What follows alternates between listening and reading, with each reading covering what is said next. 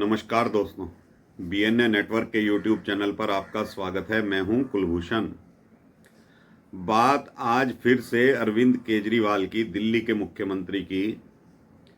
उन्हें फिर से सुप्रीम कोर्ट से करारा झटका लगा है। ये करारा झटका ट्रांसफ़र और पोस्टिंग के मामले में कल सुप्रीम कोर्ट ने दिया है। जो झटका तो बहुत जोर का है, लेकिन केजरीवाल इसको धीरे से लेने की कोशिश करेंगे, क्योंकि जो केंद्र सरकार अध्यादेश लाई थी केजरीवाल सरकार के खिलाफ, उसमें ये झटका सुप्रीम कोर्ट ने दिया है। अभिषेक मनु सिंघवी, जो कि कांग्रेस के बड़े नेता हैं, सुप्रीम कोर्ट के बड़े वकील हैं, एक आरटीआई के माध्यम से ये जानकारी सामने आई है कि अब तक अरविंद केजरीवाल अभिषेक मनु सिंघवी को केस लड़ने के लिए, चाहे वो मनीष सिसोदिया का केस हो, सत्येंद्र जैन का केस हो या अपनी सरकारों के केस हो, 30 करोड़ रुपया अब तक दे चुके हैं अभिषेक मनु सिंघवी को।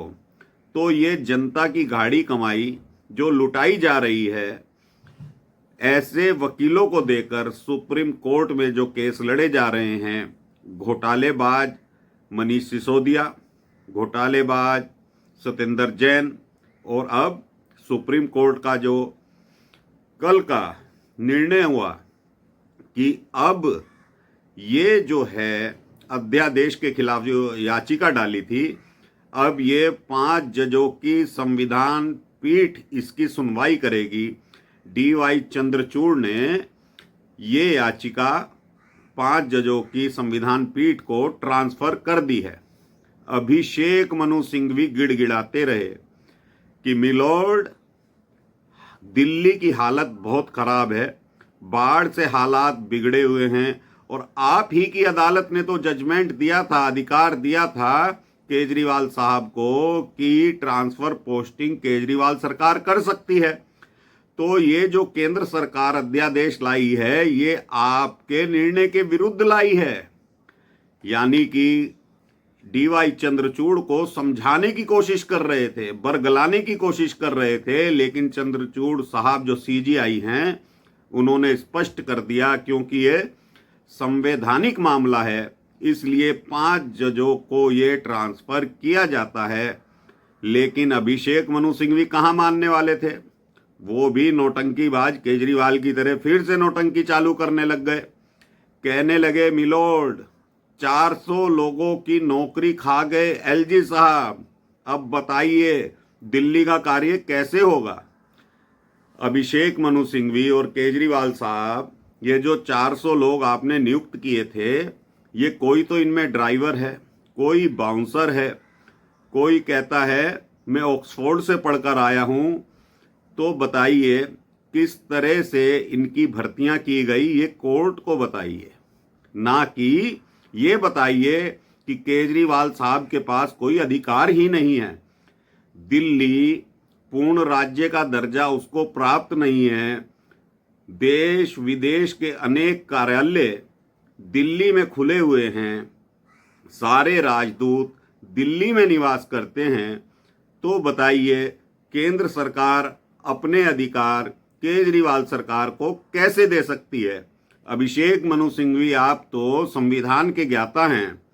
जब शीला दीक्षित आप ही की पार्टी की मुख्यमंत्री थी, तो वो भी तो 15 साल तक शासन करती रही दिल्ली पर। उन्होंने तो कभी इस तरह के अधिकारों की मांग नहीं की। लेकिन ये केजरीवाल जो नौटंकीबाज है, सिर्फ वो ये अध्यादेश इसलिए खारिज करवाना चाहता है कि उसको ये अधिकार मिल जाए ट्रांसफर पोस्टिंग के। जो विजिलेंस विभाग में इसके घोटालों की फाइलें दबी हुई हैं, फाइलें पड़ी हुई हैं, उनको ये निकलवा सके, उनको नेस्तनाबूद कर सके। क्योंकि जब इसे सुप्रीम कोर्ट से अधिकार मिल गए थे, तो इसने रात के 1:30 बजे वो फाइलें फोटो स्टेट करवाई, कुछ फाइलों को हटवा दिया। लेकिन इसी वजह से केंद्र सरकार ये अध्यादेश लेकर आई कि केजरीवाल को इस तरह के कोई अधिकार नहीं रहेंगे। तो ये जो नटवर लाल और नौटंकीबाज केजरीवाल है, ये जानता है कि जाना तो इसको एक ना एक दिन तिहाड़ में पड़ेगा, लेकिन कभी सुप्रीम कोर्ट का बहाना करता है, कभी कांग्रेस की शरण में चला जाता है, कभी विपक्षी नेताओं को गले लगाता है। उसी लालू यादव के बगल में ये बेंगलुरु में बैठा हुआ था, जिसको ये चारा चोर लालू कहकर बुलाता था, और ये वही राहुल गांधी से हाथ मिलाता है, जिसे कहता है कांग्रेस ने 70 सालों तक भ्रष्टाचार की राजनीति करी है। मैं कभी कांग्रेस और भाजपा से हाथ नहीं मिलाऊंगा, बच्चों की कसम खाता था। लेकिन अब ये केजरीवाल कांग्रेस की शरण में चला गया है, कहता है कि अध्यादेश के खिलाफ वोटिंग करो। लेकिन केजरीवाल साहब, आप सुप्रीम कोर्ट से तो झटका खा चुके हैं। अब कुछ दिनों बाद केंद्र सरकार संसद में जो बिल लेकर आएगी, उसमें आपको हार का मुंह देखना पड़ेगा। चाहे कांग्रेस का समर्थन आपको मिल जाए, पूरे विपक्ष का समर्थन आपको मिल जाए, लेकिन आंकड़ा मोदी सरकार के फेवर में है। मोदी सरकार को राज्यसभा में 119-120 वोट चाहिए, 237 का सदन है, जबकि मोदी सरकार 125 वोट से अधिक लेकर इस अध्यादेश को कानून बना देगी। तो केजरीवाल साहब, ना तो आप इधर के रहेंगे और ना उधर के रहेंगे। और ये जो संविधान पीठ, जिसमें कल अभिषेक मनु सिंघवी सीजीआई को समझा रहे थे कि धारा 370 का जो मुकदमा संविधान पीठ सुनने वाली है, उससे पहले हमारा मुकदमा सुना जाए, लेकिन चंद्रचूड़ साहब ने स्पष्ट मना कर दिया, सिंघवी साहब, आपको जो करना है, अब जब 5 जजों की संविधान पीठ बनेगी, उसी में अपनी बात रखिएगा। तो अभिषेक मनु सिंघवी कह रहे थे कि एलजी साहब केजरीवाल सरकार को काम नहीं करने दे रहे, तो एलजी के वकील हरीश साल्वे खड़े होते हैं और वो कहते हैं कि बात जो है अध्यादेश पर चल रही है, अध्यादेश पर कीजिए। जब कोर्ट कह रहा है कि ये मामला संवैधानिक है, और हरीश साल्वे ने भी बड़े जोर शोर से अपनी बात रखते हुए कहा कि ये संवैधानिक मामला है और ये मामला संविधान पीठ को ही जाना चाहिए, तो इस पर सीजीआई ने अपनी मोहर लगा दी। तो अभिषेक मनु सिंघवी कल केजरीवाल को कोई राहत नहीं दिला पाए, और केजरीवाल को जोर का झटका धीरे से लगा है। लेकिन संसद में जिस दिन ये कानून पास हो जाएगा, उस दिन केजरीवाल अपना माथा पकड़कर रोएगा, ना तो उसे कोई अधिकार रह जाएंगे। और वो बड़बोला केजरीवाल, नौटंकीबाज नटवर लाल, उसको जो भी कहें, दिल्ली में बाढ़ के हालात हैं, लेकिन बेंगलुरु में विपक्ष की मीटिंग में पहुंच जाता है।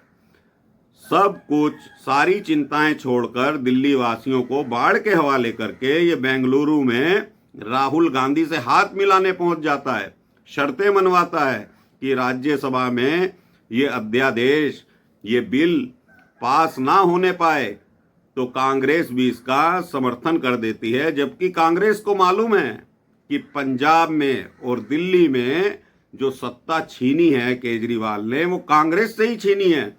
लेकिन मोदी विरोध में अंधे होकर कांग्रेस भी उसी तरह के कार्य कर रही है कि जिस तरह से मेंढक उछलता है और फिर वहीं गिर जाता है, यही कांग्रेस के हालात बने हुए हैं। तो आने वाला समय संसद में बड़ा दिलचस्प होगा, जब केजरीवाल अपना माथा पकड़कर रोएगा, और जिस दिन ये कानून बन जाएगा तो केजरीवाल पर इतनी तीव्र गति से कार्रवाई होगी, जो इसने घोटाले किए हैं। विजिलेंस विभाग में वो फाइलें मौजूद हैं, चाहे वो शिक्षा विभाग की हों, चाहे शराब नीति की हों, चाहे दिल्ली जल बोर्ड की हों, इसमें हर जगह केजरीवाल फंसने वाला है। शीश महल पर जांच इसकी चल ही रही है, और जो एलजी ने शीश महल की जांच कराई थी, वो रिपोर्ट एलजी के पास पहुंच गई है। तो अब केजरीवाल इतनी बुरी तरह फंसेगा, संसद में हारने के बाद वो 2024 का चुनाव भी बुरी तरह से हारेगा। उसका जो नकाब है धीरे धीरे जनता के सामने से उतरता जा रहा है। ये नटवर लाल जो बच्चों की कसम खाता था कि कांग्रेस से कभी हाथ नहीं मिलाऊंगा, शीला दीक्षित को कहता था कि मेरे पास शीला दीक्षित के खिलाफ ट्रक भर के फाइलें हैं, कागज है उसके भ्रष्टाचार के खिलाफ। तो ये केजरीवाल जो आज बिजली की सब्सिडी दे रहा है, लोगों को बिजली फ्री दे रहा है, उसमें भी ये घोटाला कर रहा है। अब सीएजी की रिपोर्ट कुछ दिनों में सामने आ जाएगी तो मालूम पड़ेगा कितना इसने सब्सिडी में भी घोटाला किया है। तो ये केजरीवाल अब बुरे दौर से ही नहीं गुजर रहा है, इसके बुरे दिन की शुरुआत अब कल के सुप्रीम कोर्ट के निर्णय से हुई है और ये धीरे धीरे इसका पतन सुनिश्चित है। और पंजाब में हो सकता है ये अपना कार्यकाल पूरा कर लें, दिल्ली में भी पूरा कर लें, लेकिन जो 2024 का लोकसभा चुनाव है, जो ये विपक्ष की मीटिंग में जोर जोर से मोदी के खिलाफ बोल रहा था कि 9 साल मोदी को कार्य करने का मौका मिला, तो केजरीवाल 9 साल तो तुमको भी मौका मिला दिल्ली में। बाढ़ कैसे आ गई? 6-6 फीट 7-7 फीट यमुना में सिल्ट जमी पड़ी है। अगर तुम उसको साफ करवा दिए होते तो ये बाढ़ के हालात ना बनते। तो दोस्तों, अब संसद की तरफ टकटकी लगाए देखना पड़ेगा कि केजरीवाल किस तरह से हारता है।